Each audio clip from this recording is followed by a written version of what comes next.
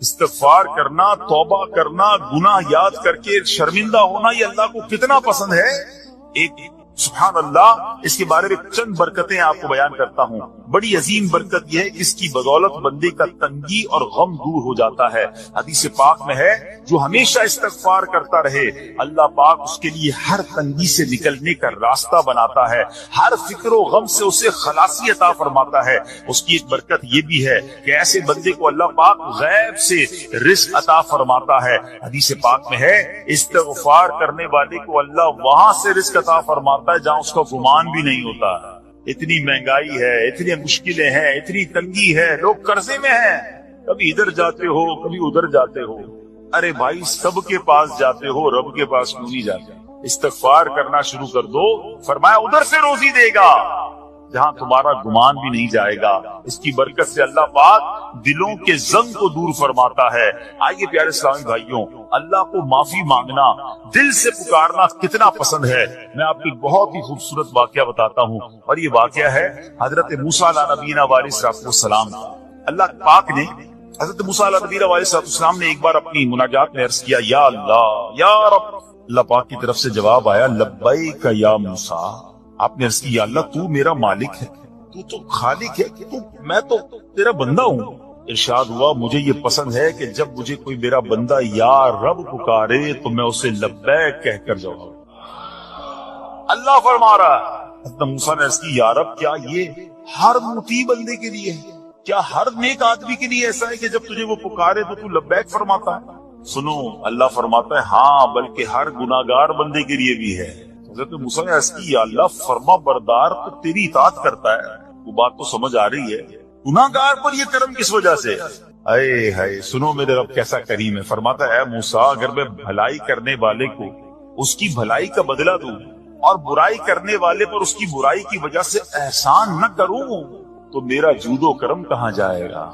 اللہ فرماتا ہے میرا پھر کرم، میری رحمت کس لیے ہے؟ برائی کرنے والا بھی گناہ کرنے والا بھی مجھے پکارتا ہے، میں اسے بھی لبیک کہہ کر جواب دیتا ہوں.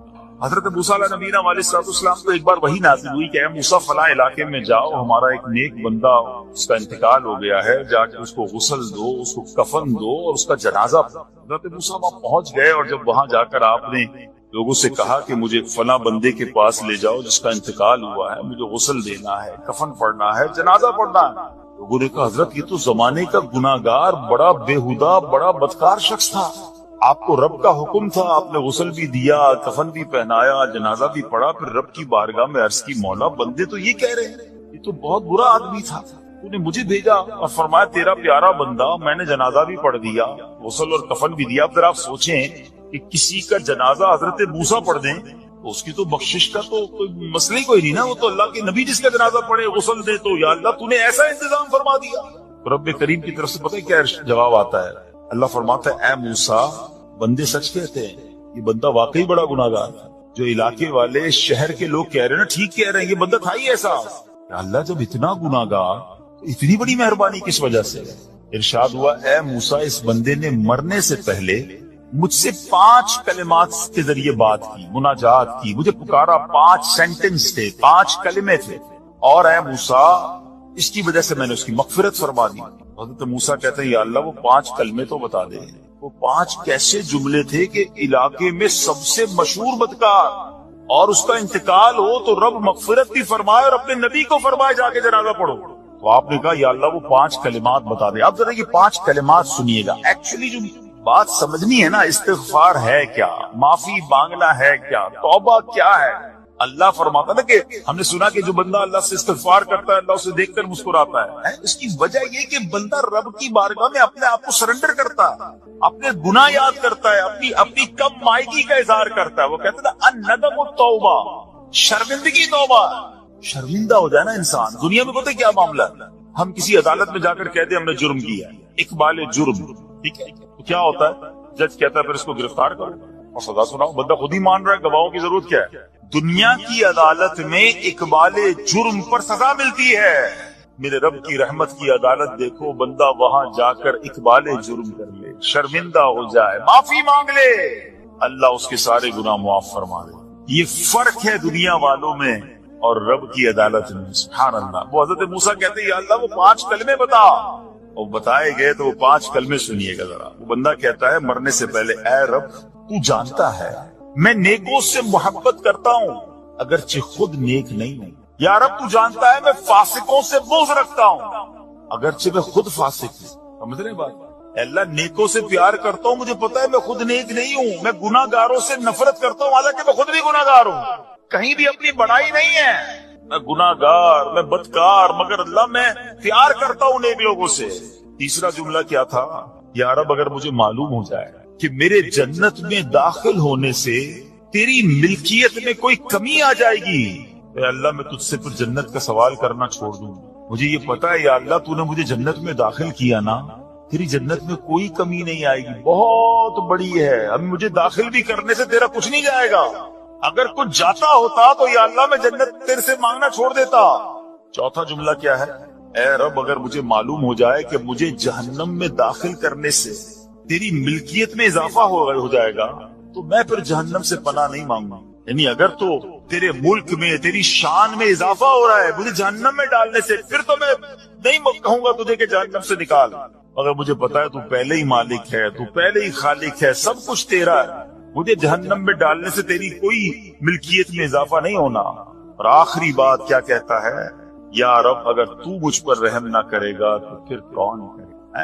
اللہ فرماتا ہے موسیٰ میں نے اس پر رحم کیا یہ میرے کرم کے لائق تھا. میرے کرم کی لائق نہیں تھا کہ میں اسے ناکام لوٹا دیتا. جب اس نے کلمات کہے تو میں نے اسے درگزر فرمایا اس کی مغفرت فرما دی اور میں ہی بخشنے والا مہربان. تو اے میرے پیارے اسلامی بھائیوں آج وہ کام سیکھ کے جانا ہے سمجھ کے جانا ہے جس کو جو بندہ کرتا ہے تو رب کی رحمت گویا مسکراتی ہے. وہ یہ ہے کہ اللہ سے معافی مانگتے رہیں استغفار کرتے رہیں اللہ کو راضی کرنے کی کوشش کرتے رہیں اپنے گناہوں پر ندامت رکھیں کہ جو معافی مانگتا ہے نا اللہ اسے بہت پسند فرماتا ہے. حدیث پاک میں آتا ہے التائب من الذنب کمن لا ذنب له. گناہوں سے توبہ کرنے والا ایسا ہے جیسا اس نے گناہ کیا ہی نہیں ہے. اچھا اب ایک اور بہت پیارا عمل جس کو دیکھ کر اللہ مسکراتا ہے وہی میں نے تفسیر بتائی کہ اللہ کی رحمت راضی ہو جاتی ہے اور اللہ کی رحمت برستی ہے رب راضی ہو جاتا ہے. نبی پاک علیہ الصلوۃ والسلام نے فرمایا 3 بندے ہیں اللہ پاک انہیں دیکھ کر مسکراتا اور کیا ہوتا ہے فرمایا اور بہت خوش ہوتا ہے. اب وہ 3 بندے کون سے ہیں چیک کرنے ہم ان میں ہیں کہ نہیں. فرمایا نمبر 1 وہ بندہ جو رات کو اٹھے بستر چھوڑے اچھی طرح وضو کرے پھر نماز پڑھنے کھڑا ہو جائے اسے دیکھ کر اللہ پاک فرشتوں سے فرماتا ہے اے فرشتوں بتاؤ میرے بندے کو نیکی پر کس نے اکسایا ہے. فرشتے عرض کرتے ہیں مولا تو بہتر جانتا ہے. اللہ پاک فرماتا ہے ہاں میں جانتا ہوں مگر تم مجھے بتاؤ. فرشتے عرض کرتے ہیں اے مالک کریم تو نے اسے ایک چیز یعنی جہنم کا خوف دیا ہے یہ اس سے ڈرتا ہے. اے اللہ تو نے ان کو ایک چیز جنت کی امید دلائی ہے یہ اس کی امید رکھتا ہے. اے اللہ یہی خوف اور امید ہے جس نے اسے رات کی نیند قربان کر کے تیرے حضور کھڑے ہونے پر ابھارا ہے.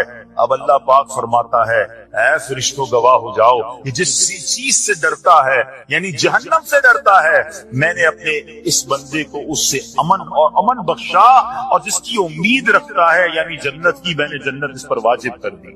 رات اٹھ کر جب دنیا سوئی ہو بندہ اٹھ کر تہجد کی نماز ادا کرے اللہ کی بارگاہ میں آنسو بہائے اللہ فرشتوں کے سامنے گویا فخر فرماتا. دوسرے نمبر پر سنو فرما دوسرا وہ شخص جو حق و باطل کی لڑائی میں شریک ہوا ثابت قدم رہا یہاں تک کہ شہید ہو گیا یا اللہ پاک نے اسے فتح عطا فرمائی اللہ اس بندے کو دیکھ کر بھی مسکراتا ہے. جہاد کرنے والے مجاہدین یا تو شہید ہو جائیں یا غازی ہو کر لوٹے اللہ کی رضا کے لیے اللہ کی رحمت ان پر بھی چھما چھم برستی ہے. اور تیسرے نمبر پر فرمایا تیسرا وہ بندہ جو رات کو سفر کرتا ہے یہاں تک کہ رات کے آخری حصے میں جب کہیں ٹھہرتا ہے تو اس کے ساتھ والے سو جاتے ہیں مگر وہ کھڑا ہو کر نماز پڑھنے لگتا ہے اس بندے کو دیکھ کر بھی اللہ پاک مسکراتا ہے.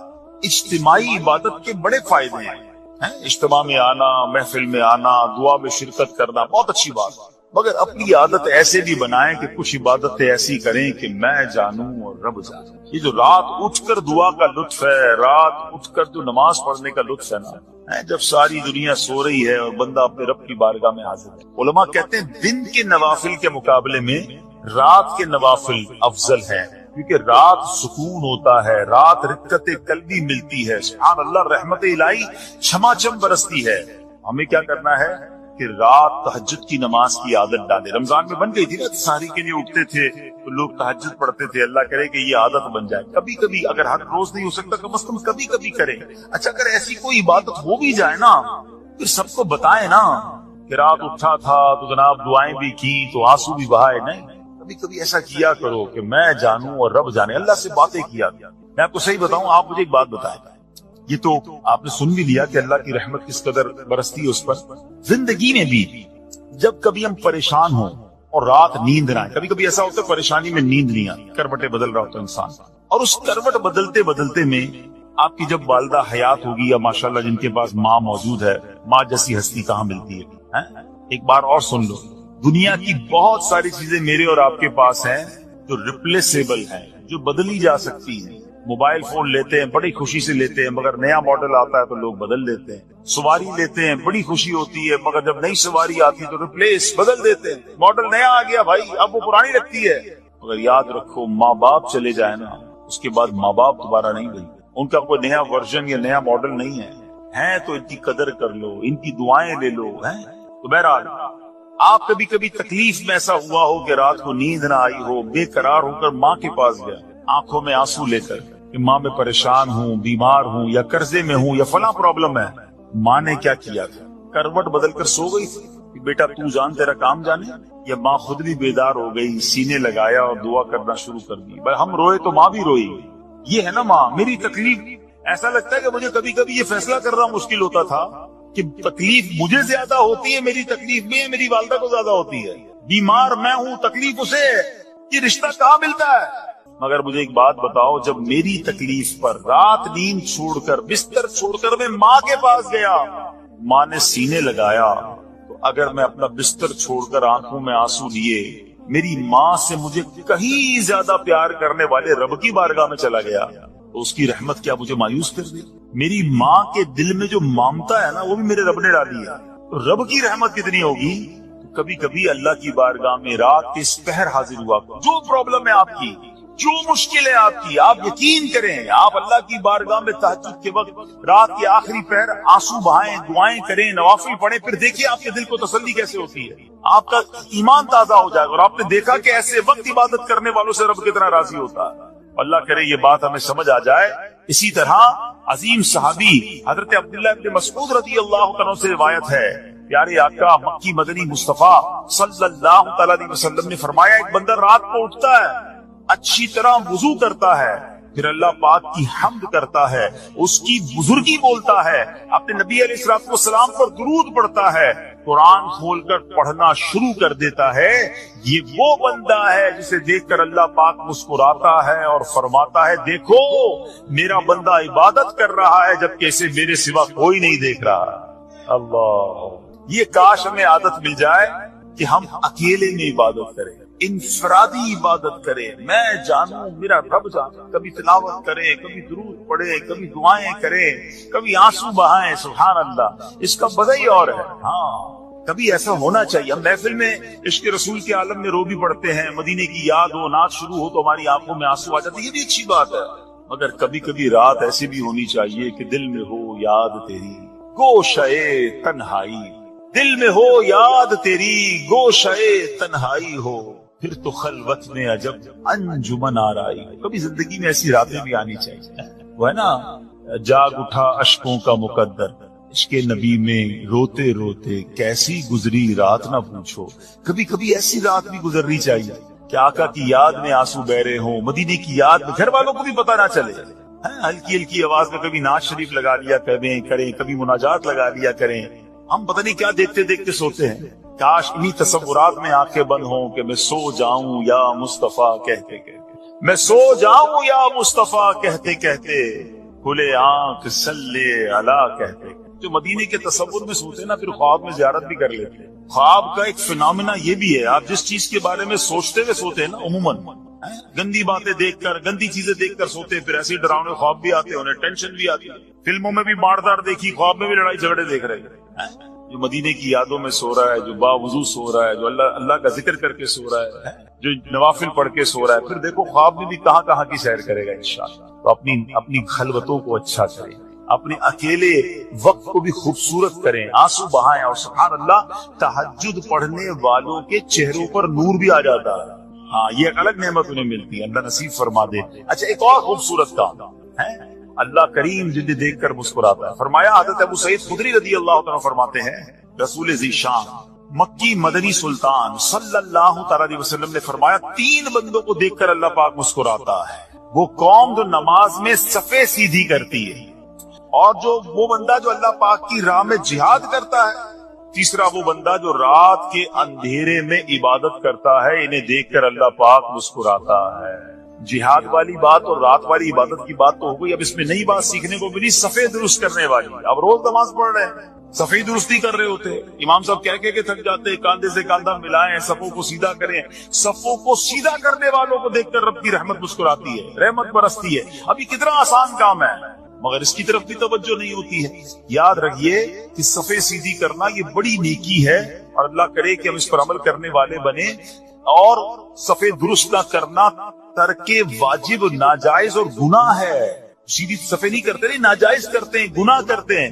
صف درست نہ کرنے سے نماز ناقص رہ جاتی ہے۔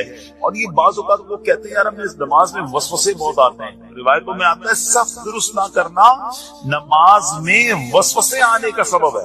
صفیں ٹھیک نہیں ہوگی نا، عجیب عجیب سی باتیں دماغ میں آئیں گی۔ کیوں؟ حدیث پاک میں آتا ہے، شیطان تمہارے درمیان بھیڑ کے بچے کی طرح گھس جاتا ہے، شیطان صفوں میں گھس جاتا ہے۔ صف سیدھی نہ کرنے میں چہرہ بگڑنے کا اندیشہ ہے۔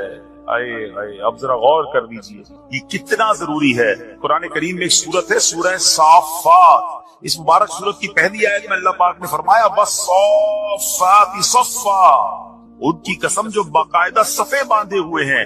حضرت عبداللہ بن مسعود فرماتے ہیں، یہاں صفیں باندھنے والوں سے مراد فرشتے ہیں۔ حضرت جابر بن سمورہ رضی اللہ تعالیٰ عنہ فرماتے ہیں، ایک دن پیارے آقا مکی مدنی مصطفیٰ صلی اللہ تعالیٰ علیہ وسلم تشریف لائے اور فرمایا، تم ایسے صف کیوں نہیں بناتے جیسے فرشتے صفیں بناتے ہیں؟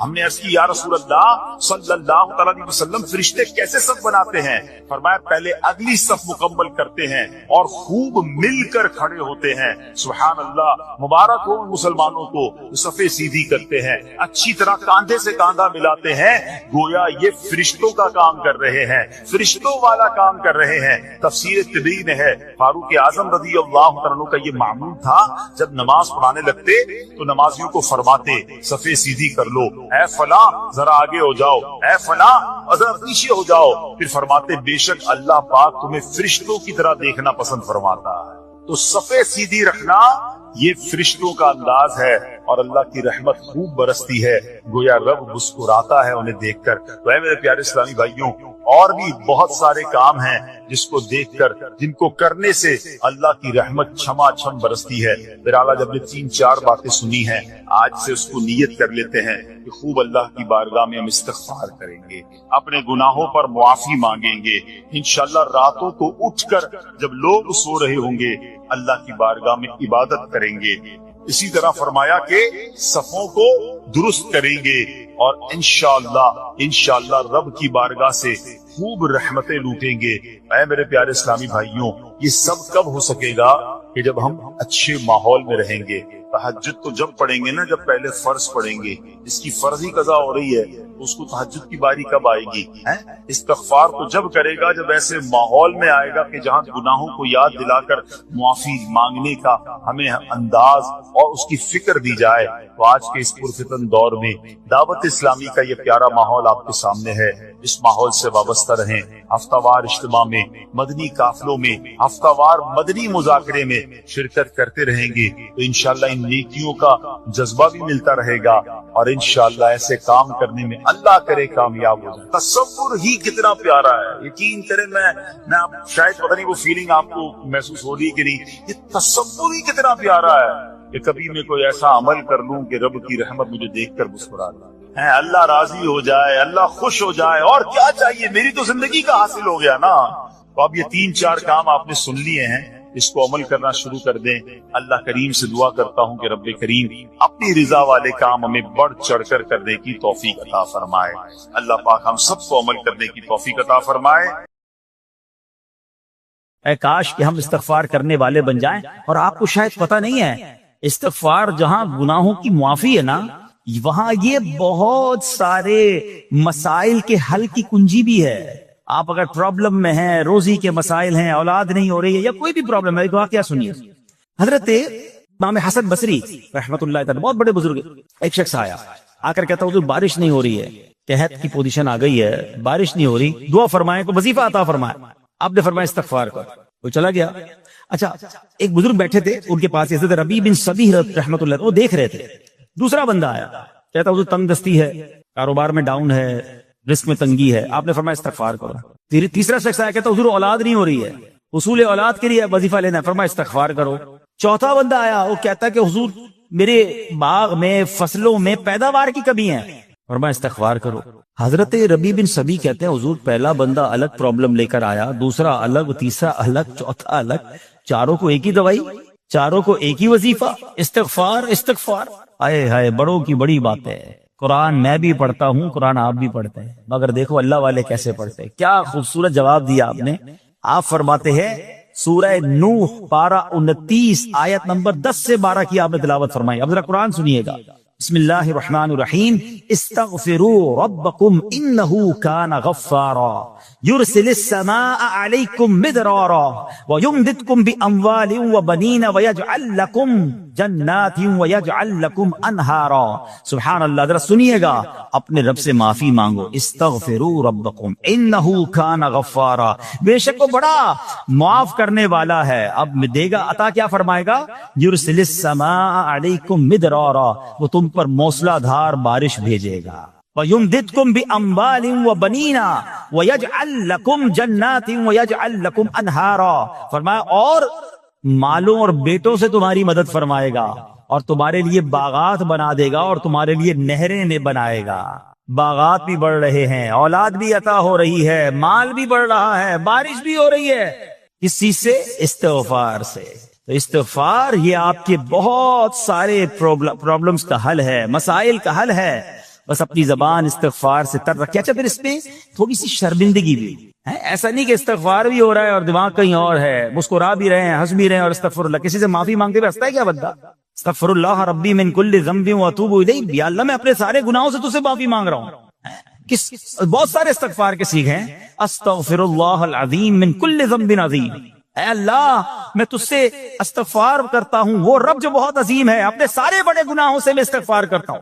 الگ الگ سیغوں سے اللہ کی بارگاہ میں استغفار کریں، ہو سکے تو کبھی گناہ یاد آئیں تو آنسو بھی بہ رہے ہوں، مگر یہ استغفار اللہ کو بڑا پسند ہے، معافی رب کو بہت پسند ہے۔ ابو اللیث سمرقندی رحمت اللہ تعالی لکھتے ہیں، پچھلی قوموں میں ایک شخص تھا، اس نے بہت گناہ کیے تھے۔ ایک بار اس نے اپنی پچھلی زندگی کے بارے میں سوچا، گناہوں کے بارے میں غور و فکر کیا، تو اسے شرمندگی ہوئی۔ اس نے نادم و شرمندہ ہو کر 3 مرتبہ کہا اللہم غفرانک، اللہم غفرانک، اللہم غفرانک، اے اللہ تیری بخشش، اے اللہ تیری بخشش، اے اللہ پاک تیری بخشش۔ اسی لمحے اس کو موت آ گئی اور اللہ پاک نے اس کی بخشش فرما دی۔ آئیے ہم بھی پڑھ لیتے، اللہم غفرانک، اللہم غفرانک، اللہم غفرانک۔ استغفار کرنا، توبہ کرنا، گناہ یاد کر کے شرمندہ ہونا، یہ اللہ کو کتنا پسند ہے۔ ایک سبحان اللہ، اس کے بارے میں چند برکتیں آپ کو بیان کرتا ہوں۔ بڑی عظیم برکت یہ ہے کہ اس کی بدولت بندے کا تنگی اور غم دور ہو جاتا ہے۔ حدیث پاک میں ہے، جو ہمیشہ استغفار کرتا رہے اللہ پاک اس کے لیے ہر تنگی سے نکلنے کا راستہ بناتا ہے، ہر فکر و غم سے اسے خلاصی عطا فرماتا ہے۔ اس کی ایک برکت یہ بھی ہے کہ ایسے بندے کو اللہ پاک غیب سے رزق عطا فرماتا ہے۔ حدیث پاک میں ہے، استغفار کرنے والے کو اللہ وہاں سے رزق عطا فرماتا ہے جہاں اس کا گمان بھی نہیں ہوتا ہے۔ اتنی مہنگائی ہے، اتنی مشکلیں ہیں، اتنی تنگی ہے، لوگ قرضے میں ہیں، کبھی ادھر جاتے ہو کبھی ادھر جاتے ہو۔ ارے بھائی، سب کے پاس جاتے ہو، رب کے پاس کیوں نہیں جاتے؟ استغفار کرنا شروع کر دو، فرمایا ادھر سے روزی دے گا جہاں تمہارا گمان بھی نہیں جائے گا. اس کی برکت سے اللہ پاک دلوں کے زنگ کو دور فرماتا ہے. آئیے پیارے اسلامی بھائیوں، اللہ کو معافی مانگنا، دل سے پکارنا کتنا پسند ہے. میں آپ کو ایک بہت ہی خوبصورت واقعہ بتاتا ہوں، اور یہ واقعہ ہے حضرت موسیٰ علیہ نبینا علیہ الصلوۃ والسلام کا. اللہ پاک نے حضرت موسیٰ علیہ نبینا علیہ الصلوۃ والسلام نے ایک بار اپنی مناجات میں عرض کیا، یا اللہ یا رب. اللہ پاک کی طرف سے جواب آیا، لبیک یا موسیٰ. آپ نے عرض کی، یا اللہ تو میرا مالک ہے، تو خالق ہے، میں تو تیرا بندہ ہوں. ارشاد ہوا، مجھے یہ پسند ہے کہ جب مجھے کوئی میرا بندہ یا رب پکارے تو میں اسے لبیک کہہ کر جواب. اللہ فرما رہا ہے، حضرت موسیٰ نے عرض کی، یا رب کیا یہ ہر موتی بندے کے لیے ہے؟ کیا ہر نیک آدمی کے لیے ایسا ہے کہ جب تجھے وہ پکارے تو لبیک فرماتا ہے؟ سنو، اللہ فرماتا ہے ہاں، بلکہ ہر گناہگار بندے کے لیے بھی ہے. حضرت موسیٰ نے عرض کی، یا اللہ فرما بردار تو تیری اطاعت کرتا ہے، وہ بات تو سمجھ آ رہی ہے، گناہگار پر یہ کرم کس وجہ سے؟ اے ہے، سنو میرے رب کیسا کریم ہے. فرماتا ہے، اے موسیٰ اگر میں بھلائی کرنے والے کو اس کی بھلائی کا بدلہ دوں اور برائی کرنے والے پر اس کی برائی کی وجہ سے احسان نہ کروں تو میرا جود و کرم کہاں جائے گا؟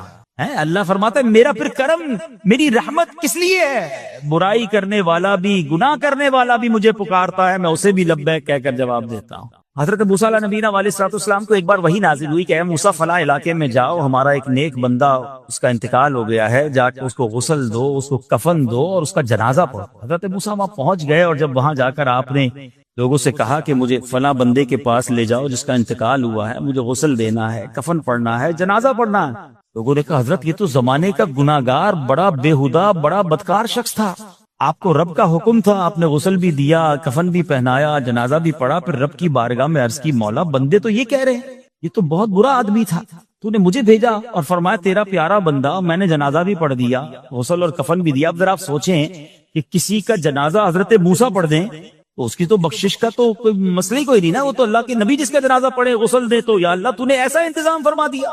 تو رب کریم کی طرف سے پتہ ہے کیا جواب آتا ہے؟ اللہ فرماتا ہے، اے موسیٰ بندے سچ کہتے ہیں، یہ بندہ واقعی بڑا گناہگار تھا. جو علاقے والے شہر کے لوگ کہہ رہے ہیں نا، ٹھیک کہہ رہے ہیں، یہ بندہ تھا ہی ایسا. یا اللہ جب اتنا گناہگار تو اتنی بڑی مہربانی کس وجہ سے؟ ارشاد ہوا، اے موسیٰ اس بندے نے مرنے سے پہلے مجھ سے 5 کلمات کے ذریعے بات کی، مناجات کی، مجھے پکارا، 5 سینٹنس تھے، 5 کلمے تھے، اور اے موسیٰ اس کی وجہ سے میں نے اس کی مغفرت فرما دی. حضرت موسیٰ کہتے ہیں، یا اللہ وہ 5 کلمے تو بتا دے، وہ 5 کیسے جملے تھے کہ علاقے میں سب سے مشہور بدکار اور اس کا انتقال ہو تو رب مغفرت بھی فرمائے اور اپنے نبی کو فرمائے جا کے جنازہ پڑھو. تو آپ نے کہا، یا اللہ وہ 5 کلمات بتا دے. اب ذرا یہ 5 کلمات سنیے گا. ایکچولی جو بات سمجھنی ہے نا، استغفار ہے کیا، معافی مانگنا ہے کیا، توبہ کیا ہے. اللہ فرماتا نا کہ ہم نے سنا کہ جو بندہ اللہ سے استغفار کرتا ہے اللہ اسے دیکھ کر مسکراتا ہے. اس کی وجہ یہ کہ بندہ رب کی بارگاہ میں اپنے آپ کو سرنڈر کرتا ہے، اپنے گناہ یاد کرتا ہے، اپنی کم مائگی کا اظہار کرتا ہے. وہ کہتے ہیں نا الندم التوبہ، شرمندگی توبہ ہے. شرمندہ ہو جائے نا انسان. دنیا میں پتہ کیا معاملہ ہے، ہم کسی عدالت میں جا کر کہہ دیں ہم نے جرم کیا ہے، اقبال جرم، ٹھیک ہے، تو کیا ہوتا ہے، جج کہتا ہے پھر اس کو گرفتار کرو اور سزا سناؤ. بندہ خود ہی مان رہا ہے، گواہوں کی ضرورت کیا ہے. دنیا کی عدالت میں اقبال جرم پر سزا ملتی ہے. میرے رب کی رحمت کی عدالت دیکھو، بندہ وہاں جا کر اقبال جرم کر لے، شرمندہ ہو جائے، معافی مانگ لے، اللہ اس کے سارے گناہ معاف فرما دیتا.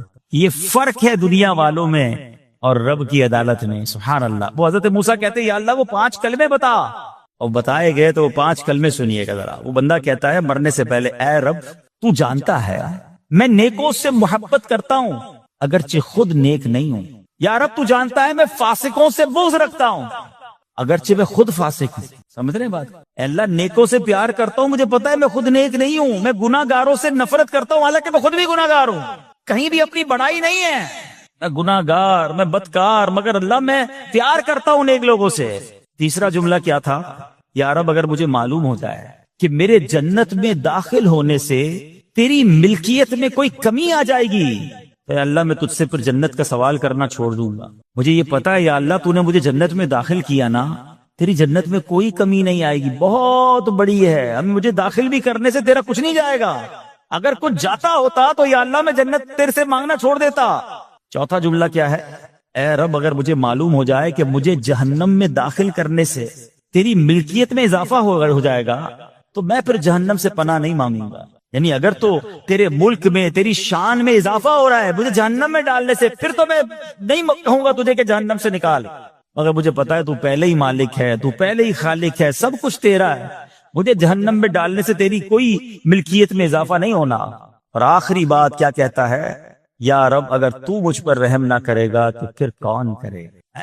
اللہ فرماتا ہے اے موسیٰ میں نے اس پر رحم کیا، یہ میرے کرم کے لائق تھا، میرے کرم کے لائق نہیں تھا کہ میں اسے ناکام لوٹا دیتا۔ جب اس لیے کلمات کہے تو میں نے اسے درگزر فرمایا، اس کی مغفرت فرما دی، اور میں ہی بخشنے والا مہربان۔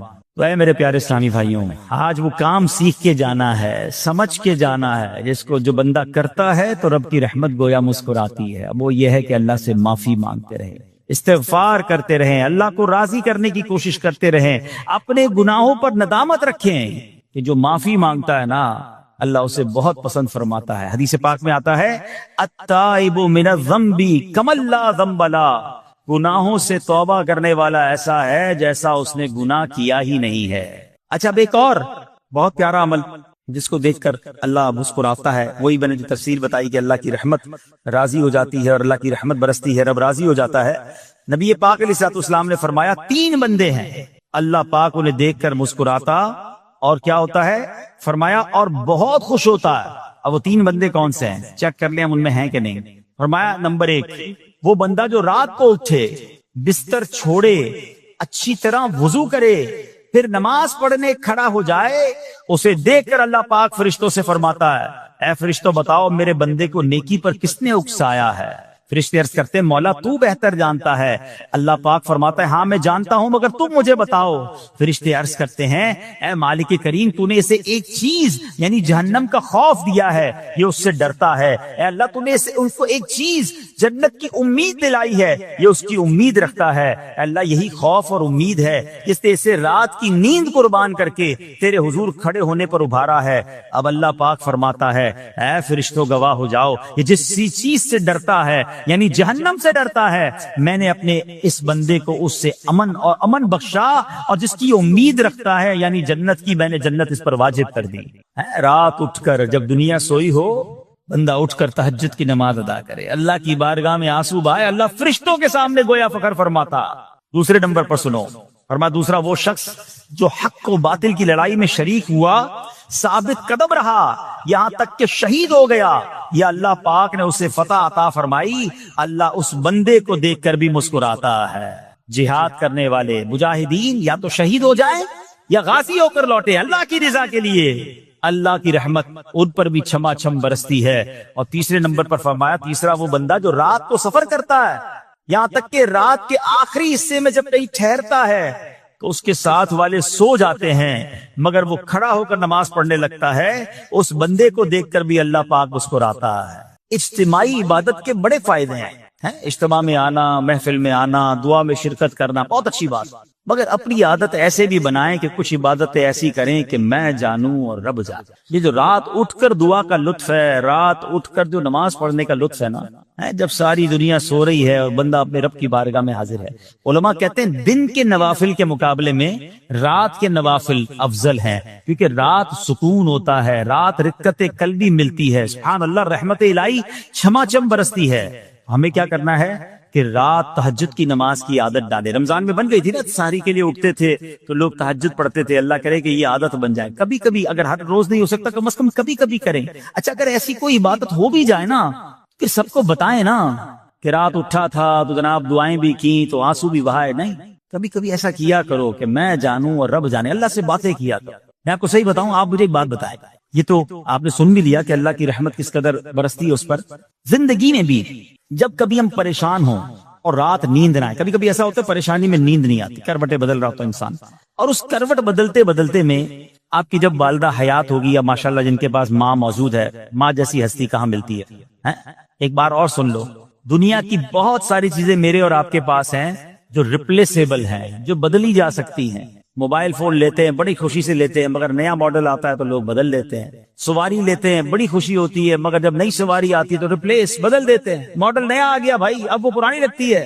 مگر یاد رکھو ماں باپ چلے جائیں نا، اس کے بعد ماں باپ دوبارہ نہیں ملتے، ان کا کوئی نیا ورژن یا نیا ماڈل نہیں ہے تو ان کی قدر کر لو، ان کی دعائیں لے لو۔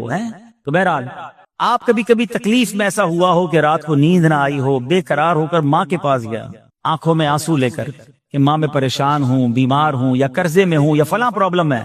ماں نے کیا کیا تھا؟ کروٹ بدل کر سو گئی تھی کہ بیٹا تو جان تیرا کام جانے، یا ماں خود بھی بیدار ہو گئی، سینے لگایا اور دعا کرنا شروع کر دی. بھائی ہم روئے تو ماں بھی روئی.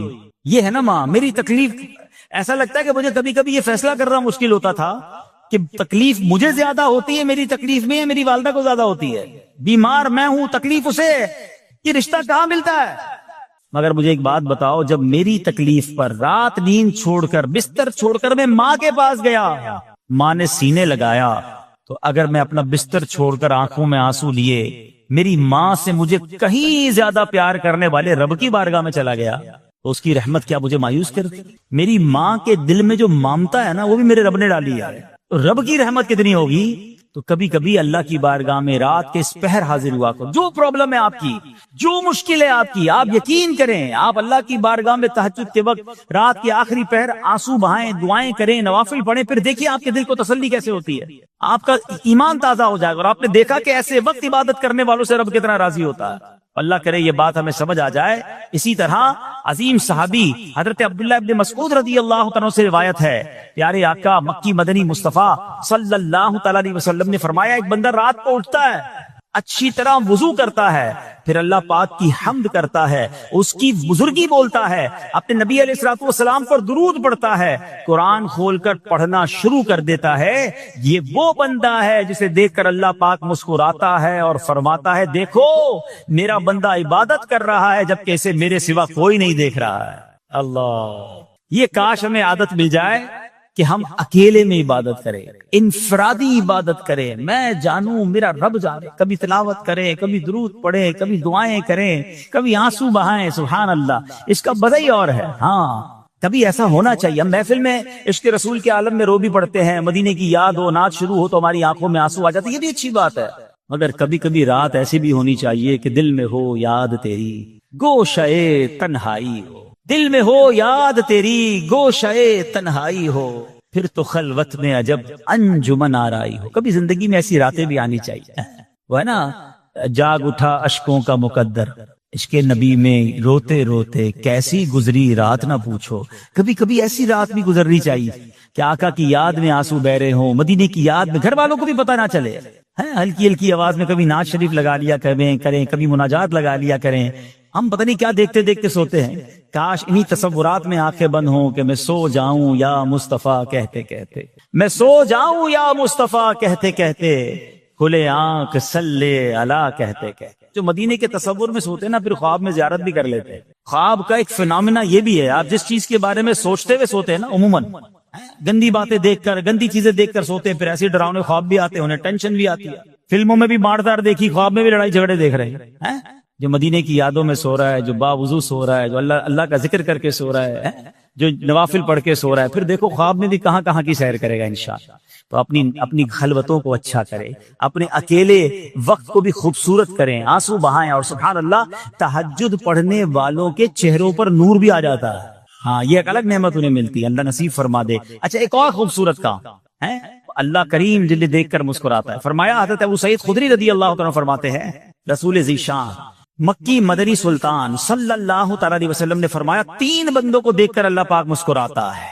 وہ قوم جو نماز میں صفیں سیدھی کرتی ہے، اور وہ بندہ جو اللہ پاک کی راہ میں جہاد کرتا ہے.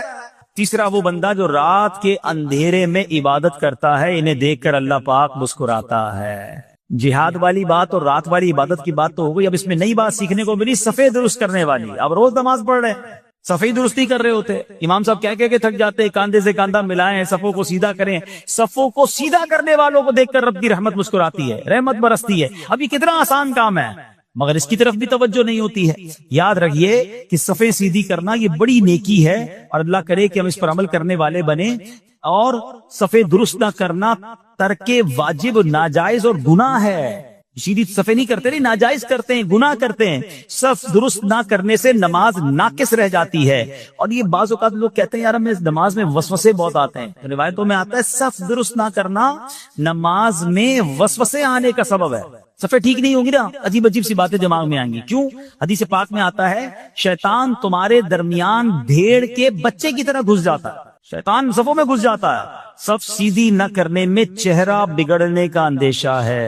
اے ہائے، اب ذرا غور کر لیجیے یہ کتنا ضروری ہے. قرآن کریم میں ایک سورت ہے سورہ صافات. اس مبارک سورت کی پہلی آیت میں اللہ پاک نے فرمایا وَالصَّافَّاتِ صَفًّا، ان کی قسم جو باقاعدہ صفے باندھے ہوئے ہیں. حضرت عبداللہ ابن مسعود فرماتے ہیں یہاں صفے باندھنے والوں سے مراد فرشتے ہیں. حضرت جابر بن سمورہ رضی اللہ تعالیٰ عنہ فرماتے ہیں ایک دن پیارے آقا مکی مدنی مصطفیٰ صلی اللہ تعالیٰ علیہ وسلم تشریف لائے اور فرمایا تم ایسے صف کیوں نہیں بناتے جیسے فرشتے صفے بناتے ہیں؟ ہم نے عرض کی یا رسول اللہ صلی اللہ تعالیٰ علیہ وسلم فرشتے کیسے صف بناتے ہیں؟ فرمایا پہلے اگلی صف مکمل کرتے ہیں اور خوب مل کر کھڑے ہوتے ہیں. سبحان اللہ، مبارک ہو مسلمانوں کو وہ صفے سیدھی کرتے ہیں، اچھی طرح کاندھے سے کاندھا ملاتے ہیں، گویا یہ فرشتوں کا کام کر رہے ہیں، فرشتوں والا کام کر رہے ہیں. تفسیر طبی میں ہے فاروق اعظم رضی اللہ عنہ کا یہ معمول تھا جب نماز پڑھانے لگتے تو نمازیوں کو فرماتے صفے سیدھی کر لو، اے فلاں ذرا آگے ہو جاؤ، اے فلاں ذرا پیچھے ہو جاؤ. پھر فرماتے بے شک اللہ پاک تمہیں فرشتوں کی طرح دیکھنا پسند فرماتا ہے. تو صفے سیدھی رکھنا یہ فرشتوں کا انداز ہے اور اللہ کی رحمت خوب برستی ہے، گویا رب مسکراتا ہے انہیں دیکھ کر. تو اے میرے پیارے اسلامی بھائیوں، اور بھی بہت سارے کام ہیں جس کو دیکھ کر، جن کو کرنے سے اللہ کی رحمت چھما چھم برستی ہے. مسلمانوں کی پیاری امی جان حضرت عائشہ صدیقہ طیبہ طاہرہ رضی اللہ تعالی عنہا سے روایت ہے رسول رحمت شفیع امت صلی اللہ تعالی علیہ وآلہ وسلم نے فرمایا جب بندہ مجھ پر درود پاک پڑھتا ہے تو اس کی برکت سے ایک فرشتہ اللہ پاک کی بارگاہ میں حاضر ہوتا ہے. اس فرشتے کے لیے حکم ہوتا ہے کہ اسے میرے بندے کی قبر کے پاس لے جاؤ تاکہ یہ میرے بندے کے لیے مغفرت کی دعا کرتا رہے اور میرے بندے کی آنکھیں ٹھنڈی ہوتی رہیں. ذات والا پہ بار بار درود، ذات والا پہ بار بار درود، بار بار اور بے شمار درود. قبر میں خوب کام آتی ہے،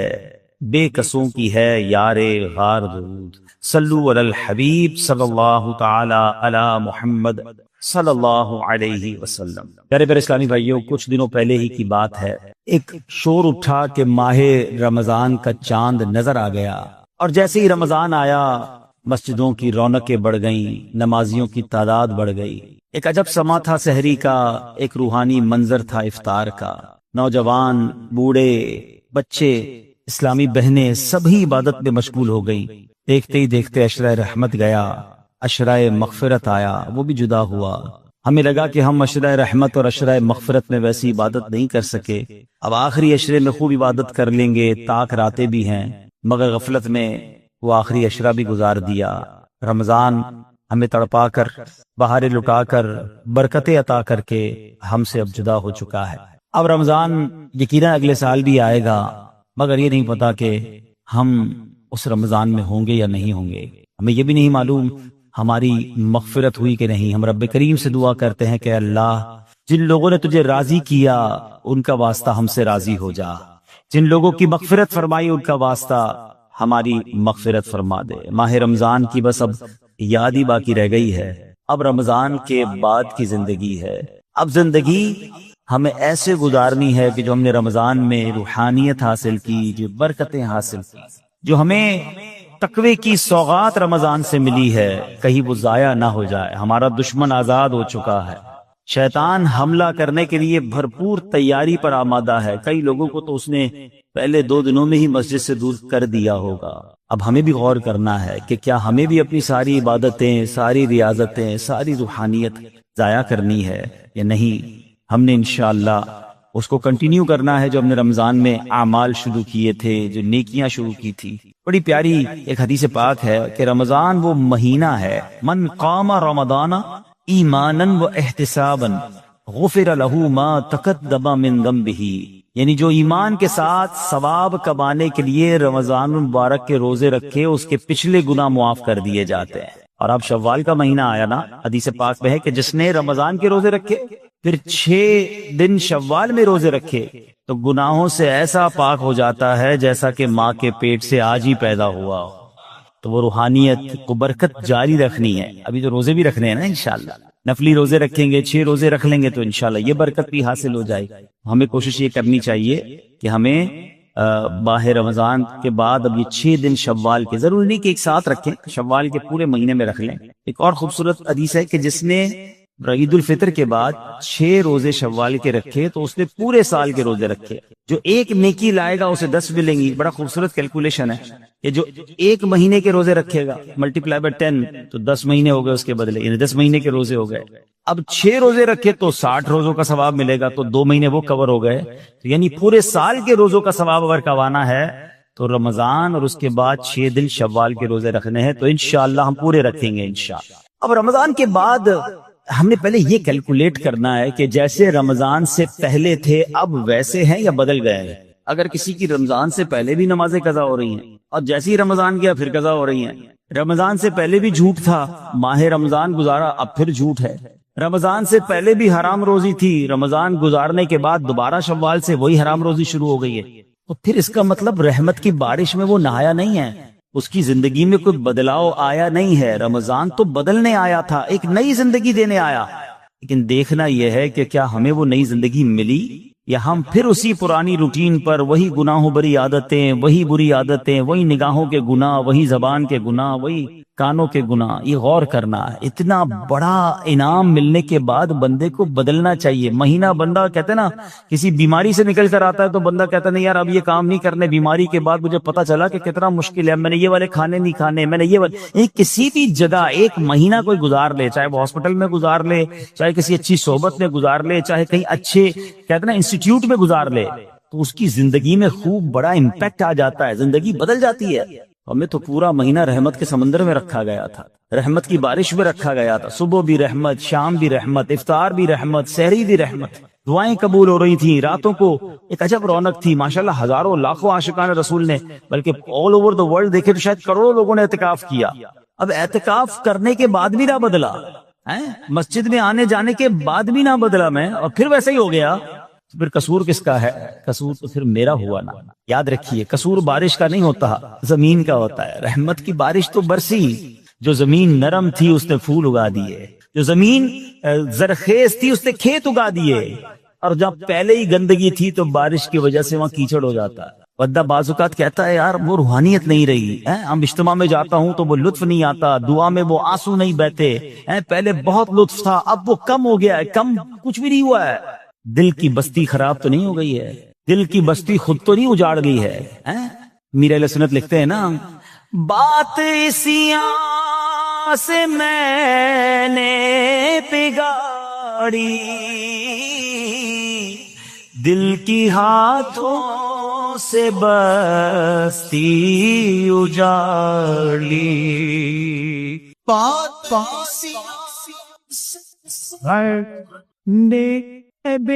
پری دل کی ہاتھوں سے بستی اجاڑی، لطف و عطابت یفت و عطا کی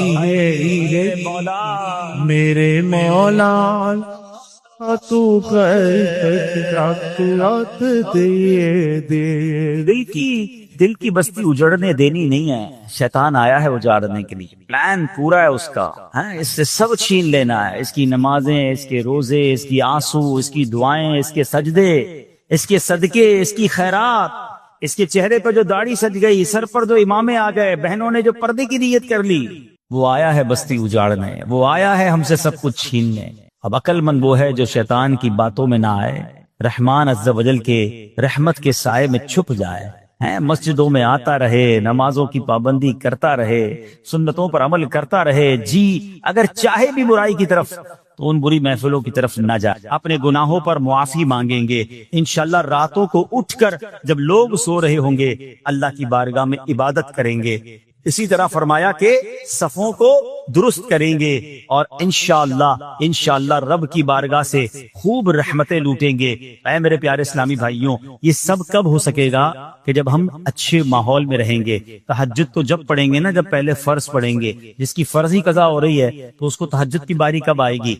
استغفار تو جب کرے گا جب ایسے ماحول میں آئے گا کہ جہاں گناہوں کو یاد دلا کر معافی مانگنے کا ہمیں انداز اور اس کی فکر دی جائے۔ تو آج کے اس پرفتن دور میں دعوت اسلامی کا یہ پیارا ماحول آپ کے سامنے ہے، اس ماحول سے وابستہ رہیں۔ ہفتہ وار اجتماع میں، مدنی قافلوں میں، ہفتہ وار مدنی مذاکرے میں شرکت کرتے رہیں گے تو انشاءاللہ ان نیکیوں کا جذبہ بھی ملتا رہے گا، اور انشاءاللہ ایسے کام کرنے میں اللہ کرے کامیاب ہو جائے۔ تصور ہی کتنا پیارا ہے، یقین کریں، میں آپ شاید پتہ نہیں وہ فیلنگ آپ کو محسوس ہو رہی ہے کہ نہیں، یہ تصور ہی کتنا پیارا ہے کہ کبھی میں کوئی ایسا عمل کر لوں کہ رب کی رحمت مجھے دیکھ کر مسکرا دے، اللہ راضی ہو جائے، اللہ خوش ہو جائے، اور کیا چاہیے؟ میری تو زندگی کا حاصل ہو گیا نا۔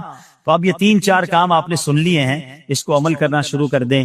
اللہ کریم سے دعا کرتا ہوں کہ رب کریم اپنی رضا والے کام ہمیں بڑھ چڑھ کر کرنے کی توفیق عطا فرمائے۔ اللہ پاک ہم سب کو عمل کرنے کی توفیق عطا فرمائے۔ صلو علی الحبیب۔